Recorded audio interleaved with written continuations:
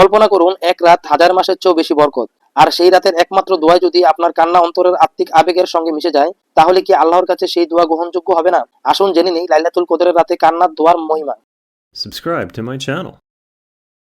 লাইলাতুল কদর হলো হাজার মাসের চেয়েও শ্রেষ্ঠ বরকতময় রাত। এই রাতে আল্লাহ নাজিল করেছেন পবিত্র কোরআন মাজিদ এবং ফেরেশতারা পৃথিবীতে নাজিল হন। বিশেষ এই রাতে দোয়ার গুরুত্ব অন্য যে কোনো সময়ের চেয়ে অনেক বেশি। কান্নার দোয়া কেবল শব্দ নয়, এটি অন্তরের গভীর অনুভূতি, আল্লাহর প্রতি আপনার সম্পূর্ণ আত্মসমর্পণ। যখন দোয়ায় চোখের জল মিশে যায়, হৃদয় পাপ থেকে মুক্ত হয়, আত্মা শুদ্ধ হয় এবং ইবাদতের গুণ বৃদ্ধি পায়। তাহাজ্জুদ নামাজের পর অন্তরের অনুভূতি দিয়ে দোয়া করুন। নিজের পাপ মাপের জন্য, পরিবার ও উম্মার জন্য এবং দুনিয়া ও আখিরাতের কল্যাণের জন্য আন্তরিকভাবে দোয়া করুন। চোখের জল সহকারে দোয়া করলে আল্লাহর কাছে এর প্রভাব আরো বেশি। শুধু কান্না নয়, আলফাজ ও জিকিরও একত্রে করুন। সুবহানাল্লাহ, আলহামদুলিল্লাহ, আল্লাহু আকবার, এটি উচ্চারণ করুন। এটি হৃদয়কে শান্ত করে এবং দোয়ায় আত্মিক তীব্রতা যোগ করে। মনে রাখবেন, আন্তরিকতা সবচেয়ে বড় শক্তি। রিয়া বা লোক দেখানো দোয়া নয়, বরং খাঁটি কান্না ও অন্তরের প্রার্থনা আল্লাহর কাছে গ্রহণযোগ্য।